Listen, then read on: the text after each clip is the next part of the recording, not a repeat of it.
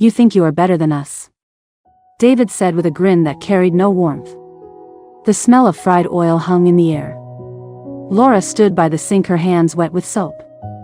The sunlight came through the dusty glass. It fell on the cracked plates she had washed for years. Anna stood near the door, arms folded, face sharp. Ryan sat by the table fixing an old radio with quiet hands.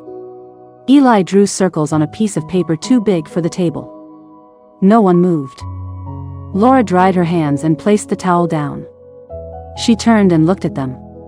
The sound of the faucet dripped into the quiet room. Anna smirked and tilted her head. You always think you are better. Laura said nothing. Her eyes rested on Eli. The boy's pencil stopped moving. Anna stepped closer, her shoes scraping against the floor. She said, you left us to deal with the bills. Laura said, I sent money every month. David laughed, his teeth yellow under the kitchen light. Money is not love, he said. Love is being here when we need you. Laura turned away. The window showed a street of faded houses and broken fences. She had once called it home. She walked outside and breathed cold air. The noise of the factory came from the hill behind the town. That was where she had worked 10 years. 10 years of nights lifting boxes heavier than her body. 10 years of heat, oil and metal. Every month she sent part of her wage to Anna and David. They said it was to help the shop. They said family had to stand together. She believed them. That belief left her broke and alone. At night she lived in a small room behind their shop. She cooked, cleaned and kept quiet. David drank, shouted and hit the table when angry. Anna spent freely and blamed Laura for their debts. Ryan tried to make peace, but his silence built walls. Laura carried on until the night David yelled at Eli for spilling paint. The boy froze. Laura stepped between them. David shouted again. This is not your child, he said, stay out. Laura did not move. Ryan said enough, but David pushed past him. Laura picked Eli up and held him close. Her arms were shaking, but her voice was steady. Later that night she packed a bag. She left a note on the table and took the boy. They walked through empty streets. The wind cut through their clothes. She held Eli's hand tightly. At the bus stop she waited until dawn. Where are we going? The boy asked. Somewhere safe, she said. He nodded and leaned on her shoulder. They arrived in the city. Laura found a job cleaning offices at night. Eli started school. They lived in a small apartment with thin walls and steady light. She cooked rice and eggs and washed uniforms every morning. They spoke little but laughed sometimes. For a while peace stayed with them. One afternoon a letter arrived. Anna's handwriting. Short and bitter. She wanted money.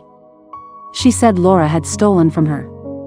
Laura folded the paper and threw it away. A week later David appeared at her door. He looked worn out. His shirt stained, his eyes dull. He shouted her name from the street. People looked from windows. Laura opened the door slowly. He asked for help, said Anna was sick, said they were broke. Laura listened. Then she handed him an envelope. Inside were copies of every transfer receipt. 10 years of proof. David's face lost color. You kept all this, he said. She nodded. He stepped back, his voice broke. You will regret this. She closed the door. Weeks later police came. They said Anna had accused her of theft. Laura showed them the papers. The investigation was slow. But the truth surfaced. Anna and David had no proof. Their debts were their own. Their store closed soon after. Ryan left quietly. He visited Laura once and said he was sorry for staying silent. She told him silence had its price but not its curse. Then she moved on. Eli grew taller. He filled their small apartment with drawings. One day he brought home a small medal from school. Laura watched him place it on the table. He smiled. She smiled back. That night she slept without dreams. Months later she saw Anna again outside a clinic. Anna's hair was thin, her face drawn. She avoided Laura's eyes. Laura walked past. The world felt lighter. Laura found a new job at a community kitchen. She cooked for people who had less than she did. She worked steady hours, saved money, bought a small house by the river. Ryan helped paint the walls. Eli chose the color blue for his room. The house smelled of new beginnings. In the morning she walked by the river before work. The water moved slow. Birds circled above the trees. She would stop to breathe and think of nothing. One evening she got a call from the school. They asked if she could speak to the students about perseverance. She said yes. When she stood before the children she spoke softly. She told them about work, about proof, about walking away. She told them kindness was a form of strength. She did not speak of revenge. Only survival. Afterward a teacher thanked her. Asked how she managed to stay calm after losing so much. Laura said calm is what remains when noise is gone. Then she walked home. Eli waited on the porch. He showed her a drawing. It was of their house, the river, and two figures under a tree. He had written one word below, at home. Laura sat beside him. The sky turned orange. The wind carried the smell of grass. They did not need to speak. Time passed. Anna and David left town. No one knew where they went. Laura did not care. She heard they owed money everywhere. She never checked. Her days fell into rhythm. Work, home, cooking, laughter.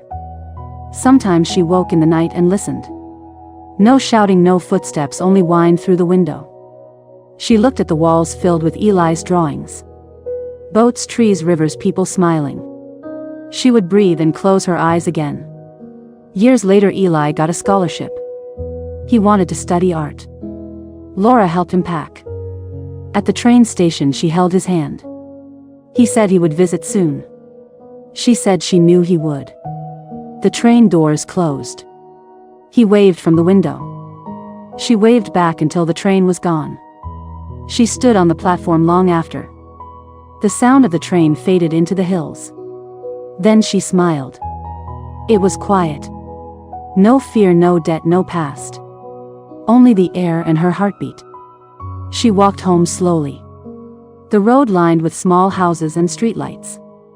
She reached the river bridge. The water shimmered with the setting sun. She stopped and looked down at her reflection. A face older, calmer, stronger. She remembered every insult, every silence, every unpaid night. None of it mattered now. At home she found an old box. Inside were the letters she had never answered. Bills, notes, demands, all faded.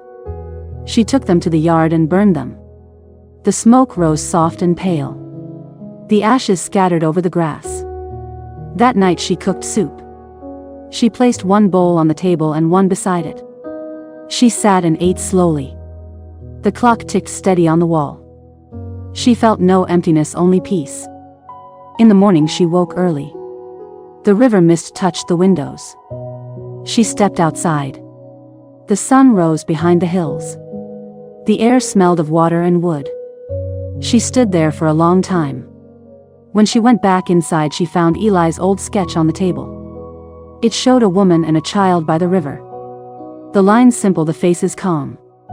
She touched the edge of the paper. Life had come full circle.